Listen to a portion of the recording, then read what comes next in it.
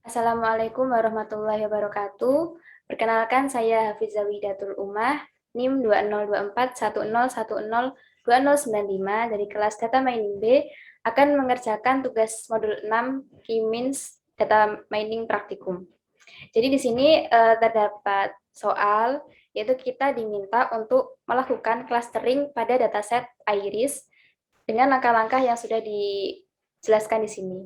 Nah, nanti pada langkah-langkah ini akan dikerjakan untuk keempat kombinasi atribut yang diminta di soal.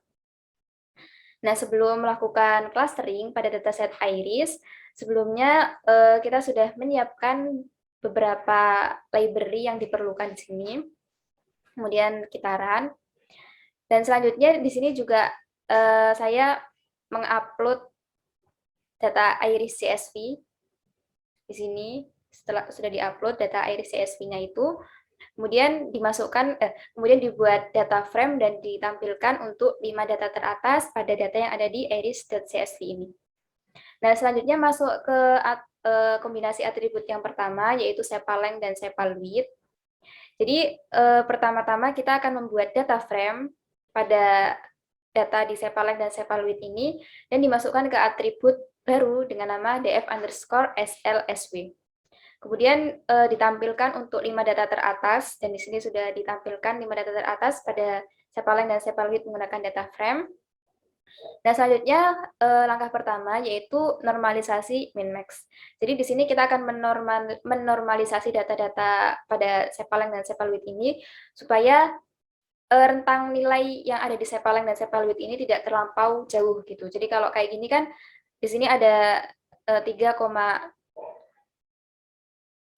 jadi kita menggunakan normalisasi min-max ini supaya nilai yang ada di data frame ini itu tidak terlampau jauh gitu jaraknya. Kayak gini kan misal terlihat di sepal-length sama sepal-width ini ada yang nilainya 5,1, kemudian di sini ada yang nilainya 3,0, ini kan jauh gitu jaraknya. Nah, kita menggunakan normalisasi min-max ini supaya nilainya nggak terlampau jauh.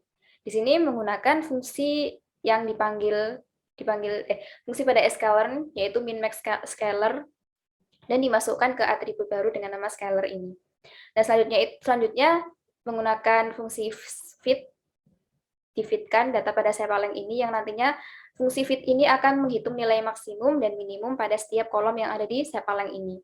Setelah itu ditransform, yaitu untuk dinormalisasi pada data di sepal-length, dan begitu juga kita melakukan hal yang sama untuk data di sepal-width menggunakan fit dan juga transform. Nah, setelah itu di sini di print pada df_slsv untuk menampilkan 5 data teratas. Nah, ini sudah terlihat untuk nilai-nilai pada sepal-length dan juga sepal-width. Ini rentang datanya nggak terlalu jauh gitu. Jadi dari 0 hingga 1 nilai yang ada di sepal-length dan sepal-width-nya ini. Nah, selanjutnya masuk ke langkah yang kedua, yaitu membuat visualisasi untuk scatter plot sebelum clustering menggunakan plt.scatter. Kemudian untuk X labelnya diberi nama sepal-length, dan untuk Y labelnya menggunakan nama sepal-width. Nah, setelah di-run, nah di sini terlihat hasil dari scatter plot sebelum di clustering. Nah, selanjutnya langkah ketiga yaitu clustering dengan nilai K sama dengan 2,3,4. Di sini menggunakan fungsi bawaan juga yaitu K-means. Kemudian N clusters ini mengacu pada soal. Jadi kan tadi K-means-nya disuruh 2, berarti nanti di N cluster-nya ini 2, kemudian kalau 3 berarti di sini 3, dan kalau 4 berarti di sini 4. Kemudian menggunakan random state yang fungsinya untuk supaya begitu datanya di print itu nggak berubah terus. Jadi menggunakan random state sama dengan 100. Setelah itu di sini menggunakan fungsi fit predict untuk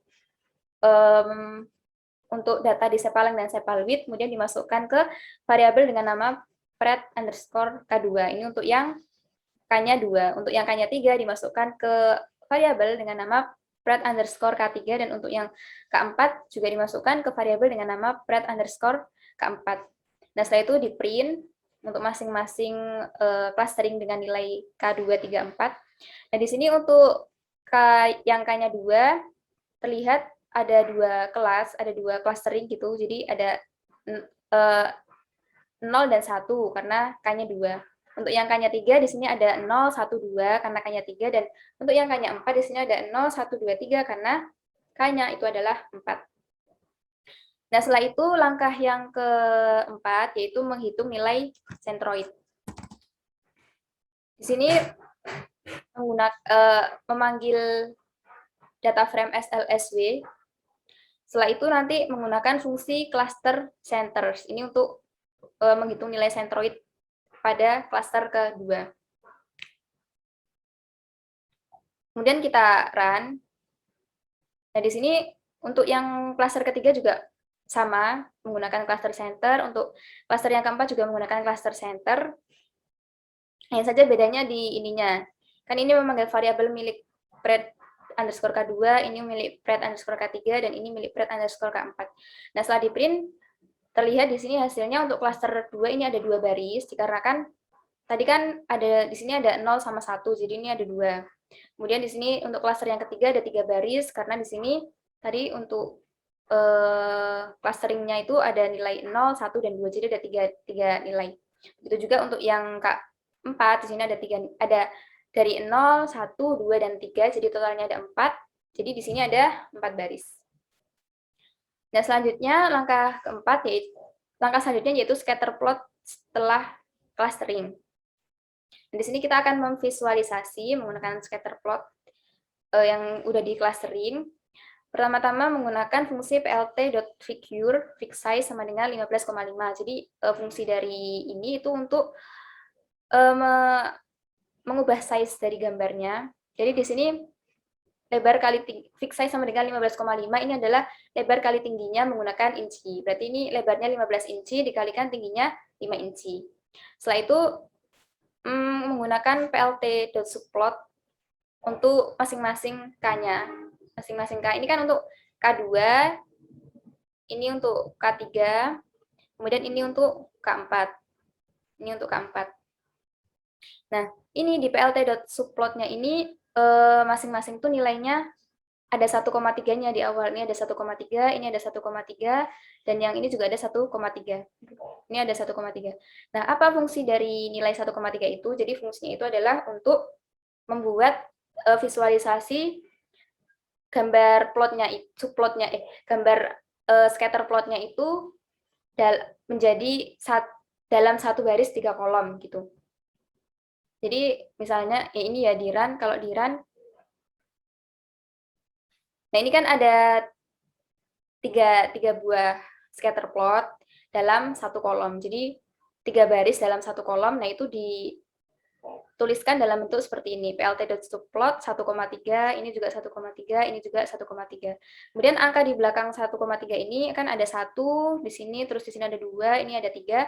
Itu menunjukkan bahwa ini adalah plot yang pertama, kemudian ini adalah plot yang kedua, dan ini adalah plot yang ketiga. Nah, seperti itu. Nah, kemudian untuk tiap masing-masing scatter plotnya, di sini untuk yang K-nya 2, dia dipisah. Jadi ada DF1 yang isinya itu nanti kelas ke-0, indeks ke-0, dan DF yang kedua yang isinya itu nanti klaster yang pertama gitu. Jadi kan tadi ada 2 klaster. Dan di sini dipisah jadi klaster ke-0 dan juga klaster yang pertama. Begitu juga untuk yang K-nya 3 di sini diubah jadi klaster yang 0, 1, dan 2.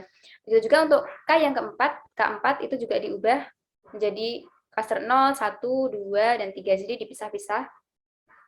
Selanjutnya, di sini memanggil plt.scatter ini diberi untuk yang DF1, data frame yang pertama diberi warna biru. Kemudian untuk data frame yang kedua diberi warna merah.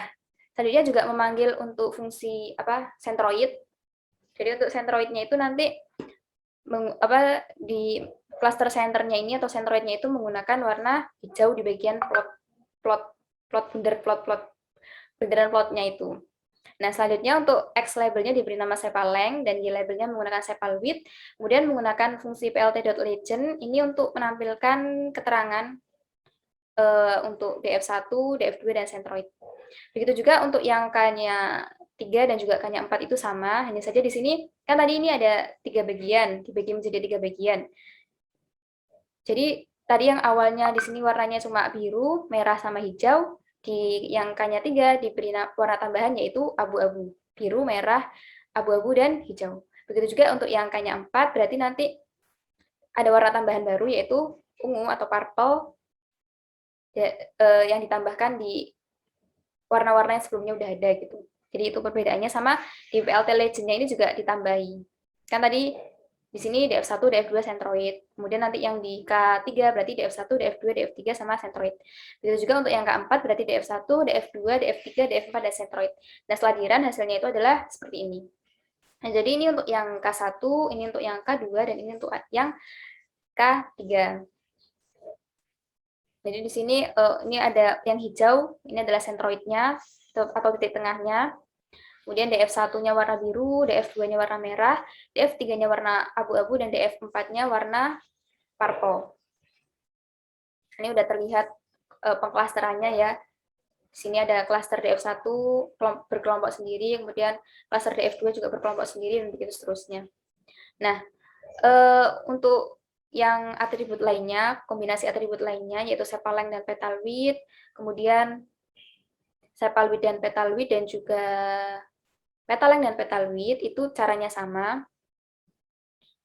Mulai dari upload iris CSV dan lain-lain sama. Ini saja mungkin perbedaannya di tiap nama atributnya ini.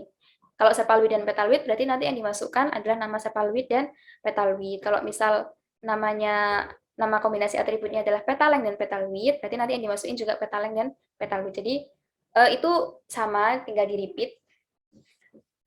Dan nanti hasilnya akan berbeda di bagian ini, di bagian visualisasinya, scatter plot setelah clustering dan sebelum clustering.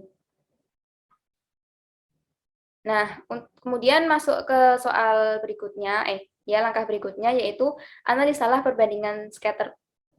Masuk ke langkah berikutnya yaitu analisalah perbandingan scatter plot sebelum clustering dan setelah clustering. Jadi untuk scatter plot sebelum clustering pada komponen kombinasi atribut sepal length dan sepal width itu seperti ini.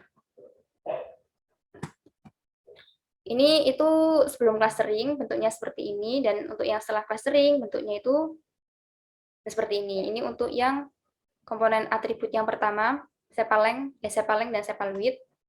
Nah, di sini perbedaannya itu kalau misal kita melihat sebelum clustering gitu, kita hanya bisa mengira-ngira gitu kan. Ini mungkin masuk ke cluster yang pertama, kemudian yang di bawah ini masuk ke cluster yang kedua gitu. Tapi begitu setelah di clustering, mungkin ada beberapa yang tidak sesuai dengan perkiraan kita. Jadi di sini akan terlihat perbedaannya gitu. Jadi untuk yang DF1 itu di sini dari yang warna-warna biru-biru ini, kemudian DF2 yang warna merah-merah ini. Jadi itu perbedaan yang paling mencolok antara sebelum clustering dan setelah clustering. Itu kita akan bisa melihat lebih jelas tiap klasternya gitu, dengan menggunakan warna-warna ini. Jadi lebih mempermudah kita untuk melihat perbedaan antar klasternya. Jadi itu untuk analisa perbedaan sebelum clustering dan juga setelah clustering. Selanjutnya, langkah terakhir yaitu tentukanlah manakah terbaik jika dilakukan analisa secara visual. Jadi di sini untuk yang komponen atribut pertama, sepal length dan sepal width, itu seperti ini. Ini K2, ini K3, ini K4. Nah, kalau kita melihat dari ketiga K ini, yang K yang baik itu kan K yang bisa bisa mengelompokkan data-datanya itu tidak terlalu jauh sama sentroidnya gitu. Kan kalau misal kita lihat dari K yang pertama ya, ini yang merah ini dia terlalu jauh sama sentroidnya. Terus juga yang K4 ini juga ada plot-plot yang jauh gitu sama sentroidnya. Dan di sini saya menyimpulkan K yang baik itu adalah K yang 3, soalnya data-datanya itu terlihat lebih jelas gitu, lebih bagus, lebih tertata yang di K ketiga ini. Nah, selanjutnya untuk yang kombinasi atribut sepal length dan petal width. Nah, ini juga terlihat lebih rapi, terlihat lebih jelas itu yang di K bagian K3 ini. Kemudian untuk yang selanjutnya, untuk kombinasi atribut sepal width dan petal width itu juga di bagian K3 ini terlihat bagus, terlihat tertata. Terus untuk yang petal length dan petal width ini juga